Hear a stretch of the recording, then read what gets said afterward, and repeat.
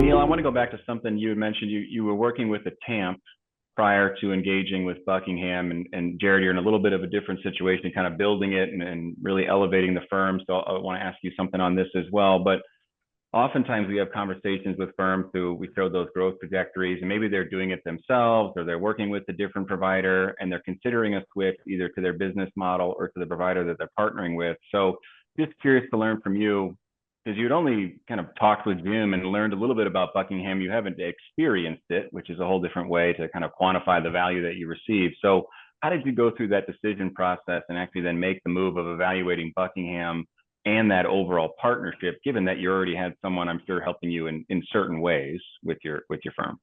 Sure. Yeah, I guess it's a two-step process for me. The first was evaluating whether I wanted to continue on the TAMP model. And that's, one of those things where when you speak with folks who don't really use TAMPs, it's like, well, why would you pay that much? You could just get like iReval, or you can get the software out there and it's not that difficult. And I said, look, I know it's not that difficult, but if I do something, I want to do it excellently. I don't want to half ear any of it. That's not what I do. I provide excellent services. So that wasn't really an option because I knew that the depth of what I'd be able to hire, the resources what I'd be able to hire at my scale wasn't going to be excellent. It was going to be very dependent on me, and I wanted some redundancy. So once I kind of crossed that bridge and said, look, I want to make sure I do something excellent. I'm going to have a TAMP. I'm going to have a relationship that I work with. Then it came down to, okay, well, what am I expecting from my service provider? And, if you flip seats and if I'm a client looking for a financial advisor and I'm just getting investment advice from my investment advisor, I'm probably overpaying is the way that I would look at it. And quite frankly, if I evaluated the TAMP as my service provider as a business owner and I'm just getting investment advice, I'm probably overpaying. I don't care what you're paying, you're probably overpaying for it. So then you come back to, okay, what is it that I really need in order to greatly impact my clients and my team? Because the way I look at it, all of us as business owners have responsibilities to three groups of people. It's our family, it's our team, and it's the community as a whole. Obviously, our clients are there because that's kind of how we serve in the first place. So if we start with that precept, then it's like, well, okay, what are the tools that I need? And if I backed into it, what I really need are resources to be able to help build, grow, and nurture my team.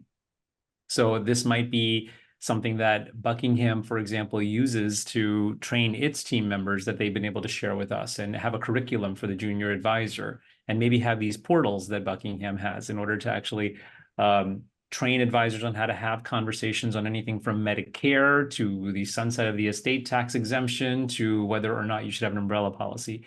So I don't want to be the one to create that database because I don't need to reinvent the wheel. Let me lay off of what you've already done here too. So the evaluation included that depth of resources, but then more than that, I think the actual mindset of the people who are helping you. Because my experience when I was doing my TAMP research is TAMPs fell into a couple of different main categories. One was, hey, we already have a successful RIA. We have some depth of resources. What if we brought some people in and we serve them? And when they want to exit, maybe we'll just find a way to be able to roll them in with us. And that's sort of like our model, if you will. And the TAMP was almost like an ancillary business. It wasn't a primary concern.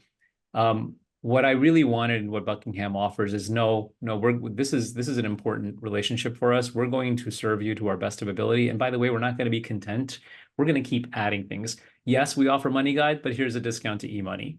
Okay, yes, you're going to do Holistiplan, but here, let's use our discount code on this. And by the way, let me show you how we use this. And yeah, we've got a good investment team, but we're going to add Jeffrey Levine and Michael Kitces to our offerings as well, too. So I wanted somebody who wasn't content and was growth-minded as well. But that was my personal analysis, at least.